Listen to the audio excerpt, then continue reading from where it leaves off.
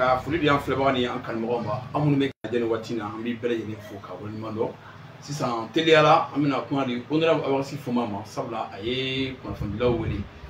k'i b'a fɛ k'a lase an filɛbaga n'an kanubagaw ma donc an bɛ kuma di honorable Abasi Foma ma a ka tɛmɛ ni babu ye honorable i bisimila an ka kɛnɛ kɔnɔna la. Papa Mbifo, Info 7/7, Cap Plus Mali,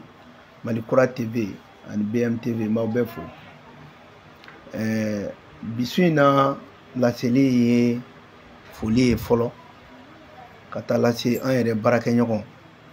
Nous premier vice-président honorable Assarid Ambarkouane. Alaï Aka Kalfa Minala. Anga Chorba Nyman Kundo. Jamana de Nyman Fenedo. Ala ka kalfa mi minala amba ine ala fe ala ka hinala ala ka dawro suma anye bara indamne ñogon fe CNT bara la ama tiga ala waya jo ajoro la akira mogoy mo min kera mogo kalalay ama ke farali kelay ama faso bla mogonye ay faso bara de ke ina fo be to ka aka kuma mun fo mesi ko kuma kelinga kuma na wula aba fo kaleti fara faso chilaka ni ala sɔnna ma an yɛrɛ ka président ye o laseli kɛ faso jɔ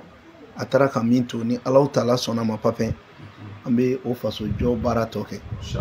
ni masa ramani sɔnna ma min arabi ala ka dayɔrɔ suma ala ka bɛɛ kɛ faso jɔla ye pour que nin kuma ninnu ɲɔgɔnnaw ka fɔ mɔgɔw ma o siratigɛ kɔnɔna la an bɛ foli kɛ ka taa ɲɛsin an yɛrɛ ka jamanakuntigi ma a bɛ baara mun na ala ka baara sabati ani gouvernement bɛɛ lajɛlen ani CNT ka malien de la diaspora fo olu minnu sanga ni wagati jamana ko be u dusukun na ka malien bɛɛ lajɛlen fo k'aw yɛrɛ kunnafonidila ɲumanw fo parce que dɔw bɛ olu tɛ a ɲuman kɛ an ma aw fo aw ka faso jɔ la k'an yɛrɛ kɔrɔkɛ honorable docteur Fuseni Watara ka fo bi laseli bɛ kɛ papin hakilinajigi kɔnɔna de la ani jamana taabolo kɔnɔna na o siratigɛ kɔnɔna na an bɛ fɛ de ka Maliens bila sira dɔɔni ni hakilina ye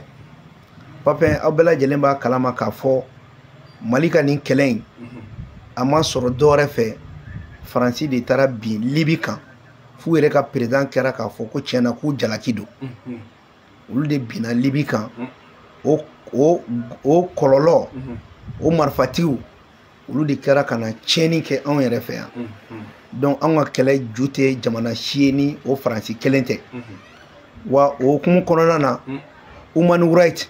u ka jɛkulu min sigilen bɛ ko droit de l'homme o de ye nkalon tigɛ ka da ko minnu bɛ Benghazi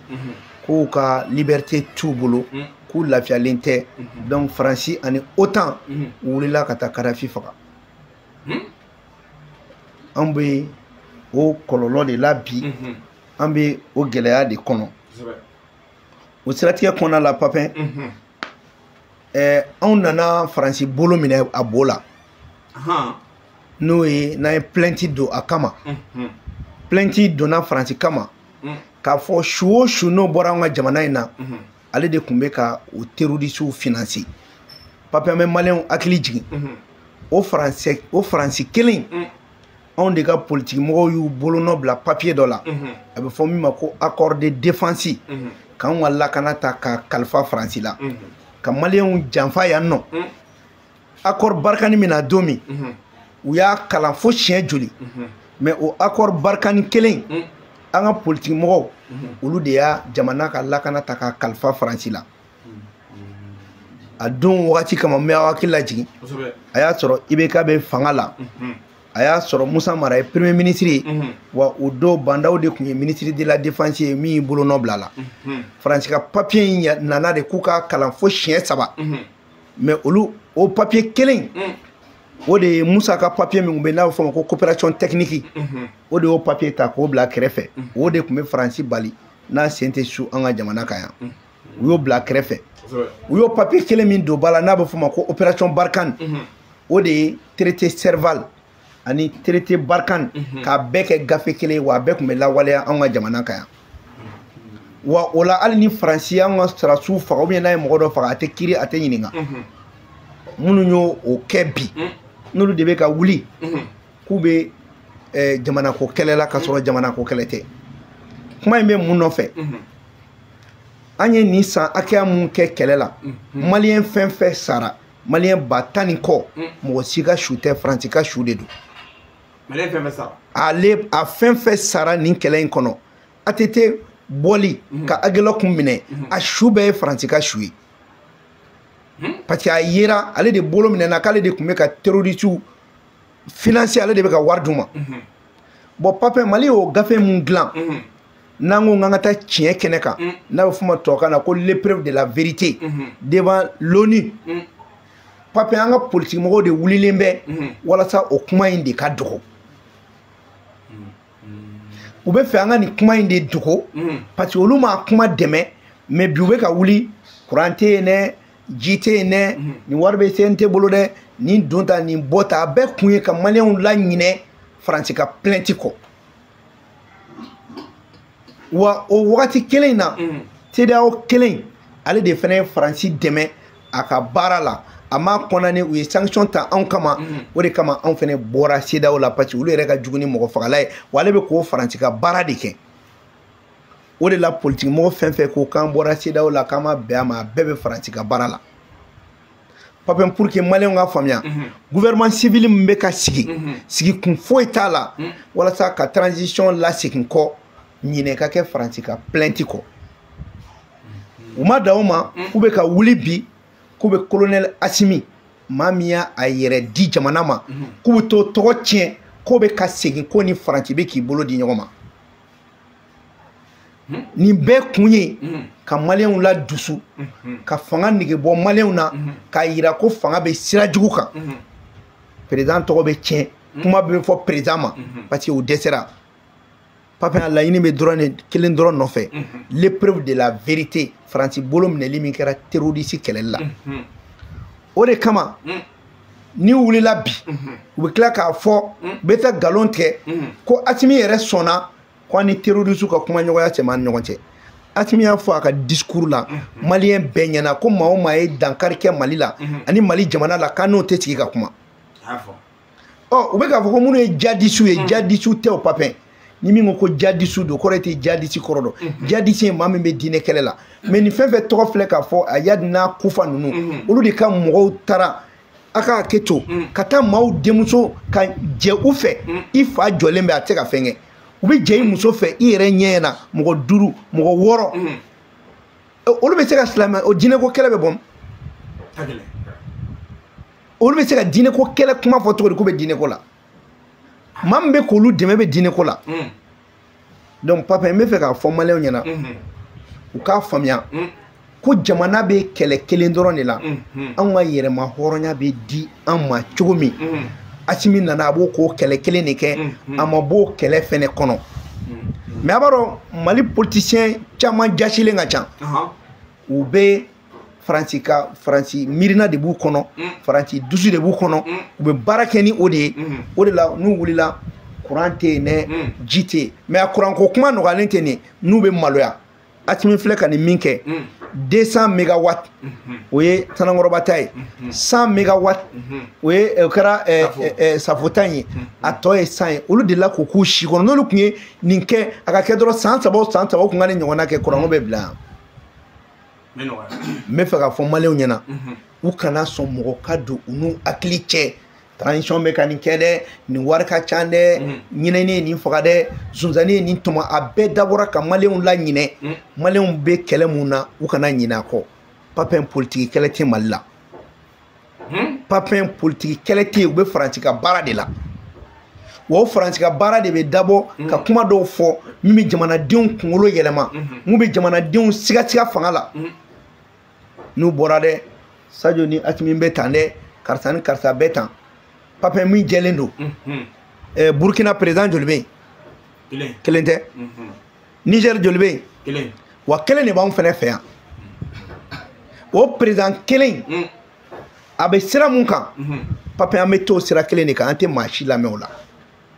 an t'o ka sira bila an bɛ fɛn o fɛn fɔ a bɛɛ kun ye fanga ka basigi de mais maliyɛnw k'u hakili to u ɲɛ bɛ kuma fɛn fɛn la a si sigilen tɛ sen kan fɛn min ye tiɲɛ ye o ye Assimi Goïta a n'a ka sarasu bɛɛ ɲɛsinnen bɛ jamana baara de ma anw ka sarasu ye mɔgɔ joli faga maa joli fagara Murujan maa joli fagara Menaka yanni o fagali ko kuma ka fɔ maliyɛnw ɲɛna k'u jigi sigi o kuma tɛ fɔ dɛ courant tɛ yen dɛ ji tɛ yen dɛ ni wari ka ca dɛ ni don ta u bɛ politiki kɛlɛ de la parce que a fɔra ko ka politiki activitéw dabila mais u bɛ nin kuma ninnu de ta ka politiki kuma fɔ n'a ye walasa ka politiki baara kɛ n'a ye anw ta ye jagoya ye parce que an ye jamanaw ka wasadenw ye jamana ye plainte de don anw kan ka jamana ka plainte dɛmɛ wa an b'a kuma fɔ wa papier ka bulu kunkolo la madama anw ni Faransi tɛ baara kɛ tant que l'épreuve de la vérité par cohérence épreuve de la vérité tant que Faransi de mana a ma sɔn an ka taa Nations Unies na a ka dɔn k'ale de ye terroristes financé n'o ma kɛ an ni Faransi tɛ jɛ mɔgɔ mɔgɔ ye musalaka la o bɛ fu la dɛ il n'y a pas de diplomatie entre le Mali et la France tant qu'on ne va pas à l'épreuve de la vérité devant l'ONU. Faut France n'a pas fait ani Mali ka jɛ an bɛ taa Nations Unies de la. On va Unis an b'a jɔ a la de c'est elle qui a financé les terroristes ka Maliens faga depuis 2012 n'an b'a fagali la ale de ka su don mɔgɔ ka su tɛ Faransi ka su don. Ni kuma daminɛ na b'a fɔ a y'o ye Faransi nin kɛra o ye Faransi nɔ ye mais Faransi nɔ de y'a bɛɛ ye ani minnu qui étaient en relation incestueuse n'u ni Faransi y'a jɛ kolon kɛ Mali kan aw de ka faute don parce que Faransi bɛ dugu ci an'o dugu den jugu dɔ de b'a ci donc n bɛ fɛ ka fɔ maliyɛnw ɲɛna u bɛ fɛ ka Faransi ko kuma in de Faransi ye fagali minnu kɛ n'a yera k'ale de bɛ terrorisme financer u bɛ fɛ ka maliyɛnw la ɲinɛ o kɔ sanga nin wagati. Donc maliyɛnw kana sɔn ni kuma de man ka bɔ mɔgɔw da minɛ kuma kelen min kan ka fɔ politikimɔgɔ yɛrɛ kan ka min fɔ o ye a Faransi an ka taa sa e yɛrɛ ka tiɲɛ fɔ komi e ko k'i nɔ tɛ sɔn an ka taa diɲɛ ɲɛna Mali k'a ka prévu yira mais Asimi ko prévu b'a bolo Faransi kama aw ma wuli k'an k'o prévu dɔn aw bɛ taa gouvernement civil sigi gouvernement civil ninnu bɛɛ sigi kun ye k'an la divertir de. N bɛ fanga bila n tɛ fanga bila o nin kɛra tan o transition ye nin kɛ a ma nin kɛ nin bɛ tan a bɛɛ dabɔlen don de ka maliyɛn diverti wa papier ko maliyɛn k'i hakili sigi ko ŋɔmiyɛrɛ n'a mɔden foyi tɛ fanga in na u ka jɛ jugu bɛɛ a bɛɛ mɔɲɔngɔra wa ne de y'a f'i ɲɛna papier ko ne ko k'u ka taa ɲɛɲini maa min sen da kuranɛ kan k'a cɔngɔ ko kemiti tɛ u ka taa ɲɛɲini kemiti tɛ u ka taa ɲɛɲini. A dabɔra kama de diɲɛ maa si tɛ sɔn k'a fɔ k'e bɛna kuranɛ dɔgɔya Mali la fo k'i sa mais o ka taa ɲɛɲini parce que a dabɔra papier diinɛ ko kɛlɛ tɛ Mali la sa mɔgɔ min bɛ k'a fɔ k'ale bɛ ka diinɛ ko kɛlɛ kɛ e Faransi de bɛ ka wari di e ma Faransi de bɛ k'e bila o la e ni Alahu Taala cɛ Faransi bɛ wari d'e ma k'e ka diinɛ ko kɛlɛ kɛ o man bon mɔgɔ hakili ma wa Faransi ka mun bɛ diinɛ ko kɛlɛ la. Mɔgɔ minnu filɛ nin ye ka an yɛrɛ balimakɛ Mohamed Kamara ko parce que k'a tɛ gɔrɔdigɛninw ka sin don o bɛ ka nɔ minɛ Faransi e ni Ala cɛ olu ka ɲɛmɔgɔ bɛ diinɛ ko kɛlɛ kɛ mais n bɛ fɛ ka min fɔ papier maliyɛn bɛɛ ɲɛna au contraire minnu bɛ nin kuma na n'u ye jamana in sɔrɔ cɛw bɛ cɛw kanu yan musow bɛ musow kanu yan wa u bɛ ɲɔgɔn furu yan a kun daminɛna koyi Asimi fanga nalen de y'a bali. Parce que mun gɛlɛya de bɛ Asimi kɔ parce que a ye constitution dɔ de don ba la constitution min tɛ sɔn gɔrɔdigɛniya ka kɛ Mali la diɲɛ fara lahara kan o de kama a b'a kɔnɔ ko cɛw bɛ cɛw ni muso de bɛ furu ɲɔgɔn ma wa ka tila k'a sɛbɛn an ka sariya sunba kɔnɔ ko an ka laadalatigiw de kɛra gardien de nos us et de nos coutumes u ka kɔlɔsili kɛ fɛn fɛn ni anw taabolo tɛ taa o tɛ kɛ Mali la. Cɛ ka cɛ kanu o y'anw taabolo yan muso ka muso kanu o y'anw taabolo yan muso ka muso furu o y'anw taabolo yan cɛ ka cɛ furu o y'anw taabolo yan donc a fɛn fɛn banna k'u tɛ constitution kura fɛ parce que nin de bɛ constitution in kɔnɔ donc gɛlɛya kɛlɛ foyi tɛ yen papier u b'an ka dugujukɔrɔfɛn de nɔfɛ wa u bɛ fɛ an ka identité de yɛlɛma o de la n ko n bɛ bɔ k'a fɔ maliyɛnw ɲɛna k'u k'u hakili sigi ko ŋɔmiyɛrɛnna mɔden u ka wuli u k'u cɛsiri u ka tugu an ka golomasiri tabaw kɔ minnu bɛ ka sa siri juguw tulo la parce que mankan in bɛɛ bɛ dabɔ de walasa k'anw yɛrɛ bila ɲɔgɔn na wa n'an bilara ɲɔgɔn na an denw na an dɔgɔninw de bɛ front na marifa b'u bolo pour que k'olu déséquilibrer ni kuma min kan ka fɔ Mali la bi o tɛ dɔwɛrɛ ye o soutien aux forces armées et de sécurité o de kuma dɔrɔn kan ka fɔ mais politique ko kɛlɛ tɛ yen dɛ a fɛn fɛn bɛ a jɔyɔrɔ ko kɛlɛ la a bɛɛ ye Faransi sago bɛ kɛ cogo di sinon anw b'an ka yɛrɛmahɔrɔnya kɛlɛ la jɔyɔrɔ ko kuma kɛlɛ bɛ yen wa an b'an ka yɛrɛmahɔrɔnya kɛlɛ la kuma wɛrɛ jumɛn kan ka fɔ n bɔra yɔrɔ dɔ de la ka se yan donc papier nin bɛɛ bɛ mun nɔfɛ hali gouvernement civil ninnu u bɛna galon de tigɛ Faransi n'a nɔgɔmɔgɔw bɛ galon tigɛ ka na fɔ ko maliyɛnw ko liberté t'u bolo foyi t'u bolo i n'a fɔ u ye Benghazi ci cogo min u b'o ɲɔgɔnna de kɛ k'a bɛ ci mais comme an ni irisiw bolo bɛ ɲɔgɔn bolo o de kɛra Faransi ka fɛ e m'a ye Faransi ka question munna aw ni irisiw bɛ jɛ pour que Faransi ka bɔ o kuma in kɔ dɛ fɛnw de fɛnɛ de k'a fɔ Faransi ye munna e tɛ sɔn an ka taa Nations Unies na an y'i bolo minɛli min kɛ k'e de ye Mali terrorisme bɛɛ financer an ka tiɲɛ n'a galon dɔn bon o tiɲɛ n'a galon perewu b'an bolo an ma kilo la a bɛ taa galon tigɛ ko président ni Faransi bolo bɛ ɲɔgɔn bolo ko président bɛ ka na sira kɔrɔ fɛ ko président ni karisa b'a la ka walasa ka a nege bɔ maliyɛnw na u sago ka sɔrɔ mais ni Ala sɔnna ma aw sago tɛ sɔrɔ parce que kunnafoni jɛlen an b'a di jamanadenw ma wa k'a fɔ maliyɛnw ɲɛna an bɛ ka ɲɔgɔn nɛgɛ dɛ président kelen de bɛ yen o ye Asimi ye n'a ɲana ale de don n'a tiɲɛna ale don wa ko bɛɛ bɛ ka dabɔ ko fɛn bɛ kɛrɛfɛ a bɛɛ bɛ dabɔ de pour que ka fanga tiɲɛ Asimi bolo o dun y'a kɛlen an bɛɛ la n'o kɛra an bɛ taa min mais an bɛ taa min mais kɛlɛ min ne y'a fɔ anw ɲɛna depuis bi tɛ nin kɛlɛ in bɛ san 100 de kɛ mais n'aw ko k'aw tɛ bɔ jɔnya la o jɔn nɔ ye siraw bɛ mun di an ma donc ne bɛ fɛ k'a fɔ maliyɛnw ɲɛna u kana sɔn mɔgɔw ka don n'u hakili cɛ ka kuma kuntanw ta ka kɛlɛ fu ta politique kɛlɛ wagati tɛ nin o jamana in bɛ niveau min na AES créé Papin a ye fɛn bɛɛ de tiɲɛ Faransi ye a ye Faransi jigi kari de a n'a nɔgɔmɔgɔw jigi kari la donc u bɛ fɛn fɛn nɔfɛ jamana in soit Burkina ou bien Mali o dɔ président o ka fanga ka tiɲɛ o ye AES ko bannen wa maliyɛnw ka bila u kunna k'o ko de bɛ sen na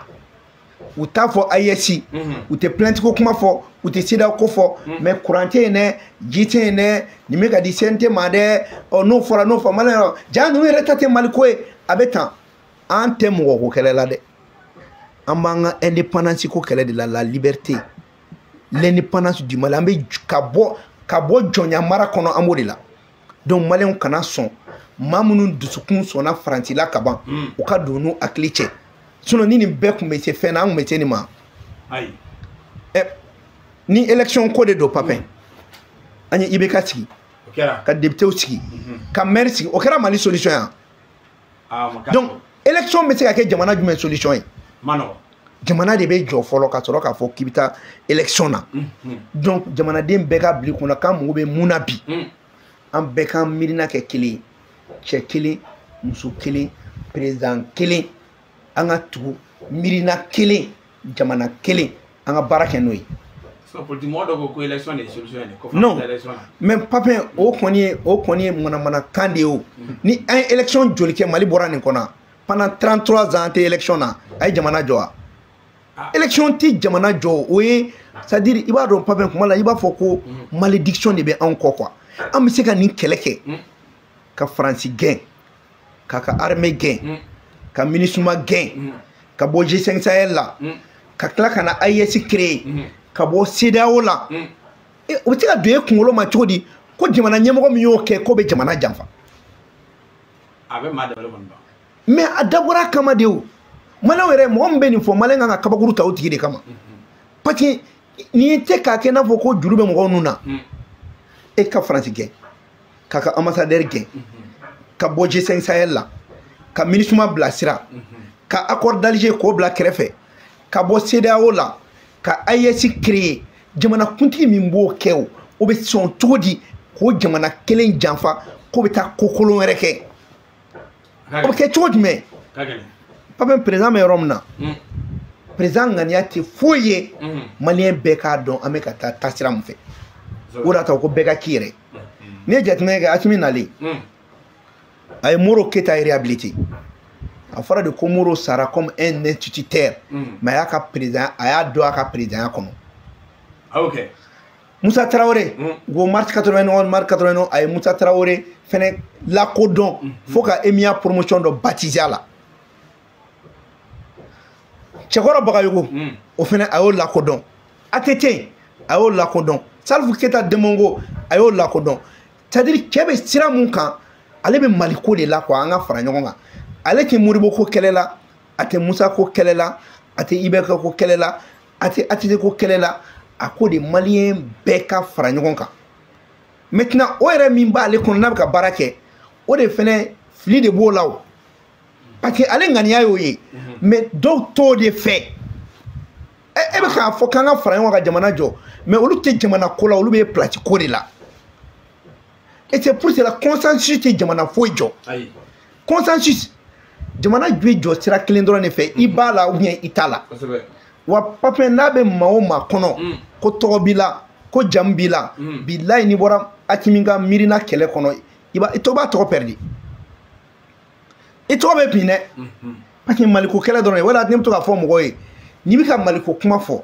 n'i bɛ ka jamana jɔ kuma fɔ ni jamanadenw bɛ ka girin i nɔfɛ ka n'a kɛ i b'a fɔ ko e yɛrɛ de tɔgɔla kɛlɛ don o de y'an fili jamana ko kɛlɛ de bɛ Mali kɔnɔ bi n'i taara jamana ko kɛlɛ la i ni maliyɛnw don i bɔra a kɔnɔ o b'i bila parce que miirina ko kelen de bɛ yen hali président min bɛ yen n'a bɔra a kɔnɔ a bɛ bila mais ne b'a dɔn diɲɛ fara lara kan ala yɛrɛ ka n'o kɛ parce que président tɛna se k'o kɛ yɛrɛ parce que président yɛrɛ kɛnɛ tɛ faransifa kuma tɛ a tolilen ma donc il faut que les Maliens comprennent que Hakimi n'a pas changé de posture Mali libération ko kelen de bɛ sen na maintenant dɔw b'a dɔn ko n'an taara nin sira fɛ Hakimi bɛ kɛ Mali président ye Malienw bɛ k'a fɛ Malienw b'a ta olu tɛna ta bilen u b'o o de kɛlɛ la u b'o baara de la kɛrɛfɛ k'a fɔ karisa bɛnnen tɛ dɛ u ni karisa bɛ ɲɔgɔn na ne b'a fɔ Malienw a ye taa aw ka sira fɛ ni mɔgɔ min fununa i bɛ tila ka na ni dimina fɛnɛ i bɛ tila ka na an bɛ jɛ ka nin ko in kɛ parce que funu t'a solution ye dimi t'a solution ye an b'a jɔ di wa ni furukufurukura an bɛ tila k'i bɔ furukufuruku la i bɛna an b'a kɛ n'i m'a kɛ n'i taara jamana contre la ni min bɛ k'i la o bɛ k'i la ça c'est très clair maintenant fɛn min bɛ sen na jamana ko dɔrɔn de bɛ yen an t'an fa jamana labila maa si ye donc k'a fɔ bɛɛ ɲɛna maliyɛn minnu bɛ kɔfɛ maliyɛn de la diaspora u bɛ k'olu minnu lasiran ko fɔnba de k'u ma ko foyi tɛ yen fɛn min bɛ yen bi sarasiw concentrelen bɛ jugu de kan ka jugu faga fɛn min bɛ yen bi maliyɛnw fana ka concentré jugu kan pour que k'u bali jugu kuma na parce que anw de ye temps di transition jugu ma u ka kumaw parce que u y'u ka manamana kanu ta o nana don an kunkolo la mais mɔgɔ ka bɔ o kɔnɔ bɛɛ ka faransi ka plainte ko kuma in an k'o ta ka baara kɛ n'o ye faransi ka journaliste dɔw ye ne wele non suisse don an tun bɛ communication na a ye question posé ne kun a ko ko honorable Fɔnba ko irisiw nana ni fɛn caman ye ka n'a di Mali ma ne ko n ko e ye irisi journaliste de ya ko ayi n ko bon ne t'o jaabi d'i ma n'a y'a sɔrɔ e kun ye irisi journaliste an b'e jaabi mais irisiw ka ko tɛ e ɲɛ sira la après a ko ne ma ko munna ko Mali ni Faransi tɛ ka bɛn n ko maa min ye terroriste an ka bɛ gɛlɛya min kɔnɔ bi mɔgɔ min y'o financer anw n'o tɛ se ka bɛn f'a ka sɔn an ka taa Nations Unies la tiɲɛ ni nkalon ka dɔn wa n'a tɛ kɛlɛ la dɛ an bɛ min na f'a k'anw ka jamanaya de dɔn a k'a dɔn k'a tɛ anw mara wa a tɛna anw mara anw ye minnu ye an ma mara an tɛ mara anw bɛ to Mali ka sira de kan la réalité malienne donc c'est pour dire que ko ko bɛ sen na gouvernement civil o a fɛn o fɛn papier a bɛɛ dabɔlen de don k'an na ɲinɛ Faransi ka plainte kɔ ne fana b'a fɔ maliyɛnw ɲɛna ni plainte ko kuma in la plainte contre la France la relation diplomatique du Mali dépendra de ça les autorités doivent taper qu'il n'y aurait jamais de relations diplomatiques entre le Mali et la France par cohérence jusqu'à ce qu'elle accepte l'épreuve de la vérité devant l'ONU. C'est cette question de plainte-là. C'est ce qui va toujours demeurer pour toute question de diplomatie entre le Mali et la France. Il faut que le peuple français sache que les autorités politiques françaises ont financé le terrorisme au Mali depuis le temps de ATT. C'est eux qui ont financé le terrorisme depuis la Libye contre le Mali. Et donc, la relation diplomatique entre le Mali et la France prendra fin tant que la France n'accepte pas l'épreuve de la vérité devant les Nations Unies. Il n'y aura pas de diplomatie. Et par cohérence, on doit rompre à toute question de diplomatie avec la France. Jusqu'à ce qu'elle accepte l'épreuve de la vérité devant les Nations Unies. Et ne voulant pas accepter cette épreuve-là, raison pour laquelle elle se permet de nous demander pourquoi nous sommes en relation avec la Russie. Oui, nous sommes en relation avec la Russie parce qu'on a pris la France main dans le sac en train de financer le terrorisme. Donc c'est elle qui est à la base de notre problème d'insécurité. Donc la première preuve date de l'attaque de la Libye à cause du mensonge grossier de l'Human Rights, une association de mensonges qui permet aux Nations Unies de prendre des résolutions pour attaquer des pays. Donc, il faudrait que Papa Malin Beka Famia ait son divertissement. Sini, ni Malin fait Wulila, Anga Wulini Frantica plenty. Ou plenty de bâtons entre ces cadeaux, c'est là où la guerre qu'on a. Parce que au mieux terrorisme financier, au mieux économie financière, on peut de la chose. Donc c'est ça, nous avons besoin de faire. Quand on Malien, on a un gouvernement civiliste. On est azawari ko de bukono, ou Mali farali de bukono, parce que on est français qu'on benala, ni azawari qu'on yana, papa on veut moneke. Malika yoromi, ibaroko kiya dobe o te formalé on yana, même à fois yana ni c'est fait. Papa quand Mali nimbo Mauritanie Kogila. A sorola ere découpage de fait. Découpage min kunkera, le Mali avait accès à la mer au niveau de la Mauritanie. Mais ils ont fait un nouveau redécoupage entre 1941 et 1945 pour que quand Nemani altruisme nous mine Mali là et nous éloigner nous quand un pays enclavé. Dans le temps, dans le Soudan français là, n'a pas keleni. Sénégal Kogoji Kunte Soudan français Kogodia. Mauritania Kunte Soudan français Taïwan. La Guinée Kogoji Kunte Soudan français Taïwan. Maintenant, ils ont fait exprès parce que la résistance coloniale a pris de l'ampleur au Mali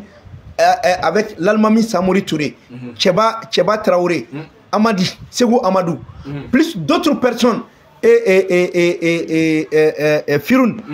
Donc ils se sont dit que ça c'est des pays qui sont braves. Donc il faut les éloigner de tout accès à la mer. Ça a été planifié. Maintenant, nous avons quand on dit là, nous avons fait un parti jurubu nuna uluta doko bambuguchi na nani djieya en ala ki anko nga nyebo feñ me fe ka jamana de ngolo nyagami ka kina fokoni e mata diplôme d'ota États-Unis kana e mata ta France isega jamana mara mais c'est faux. Sunyata diplôme de mengo babulu da mozong ye professeur de ah babugunchi mon diplôme babulu jamana marala no de 1200 suma nguru kante atra kalando de ka maintenant oli restera ko minga on tira ko ka kata diplôme takana ki fa jamana fere parce que to dusukun be la to mirina be la ni to ma minke o mai me mimbe kungolo la etoke kana ke fanta munu be ani mirina munu be malena alo tise ka keble a chite do bala donc papa kuma en kunye suina malien ka boss no kola we ka fin fait ko politique kele c'est la diversion c'est la diversion totale comment nyagane do chatiri bo drone do mais min fiena mais gouvernement si wo munu me ka gouvernement si ko fe wo munu be konona na wo munu be kurango kuma na wo munu be jiko kuma na wo munu be fen na a c'est la diversion pour que ka jamana déstabiliser ka do jamana de nous a cliché mais jamana kan nyine essentiel ko ame yere ma horonya kele de la papin ko fla drone be président Atimia fo ko dien kono kele fla de be iga dugujugoro soroko ani ki I soma yelema ki kutai gordigania I soma yelema di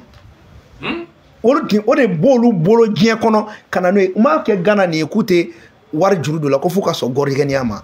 mate ci bank mondial la kanu fo yana maintenant do rebi nu jo mona kana juru tara bank mondial la pour que kani nyine ni fa yan fe ka jakmani keta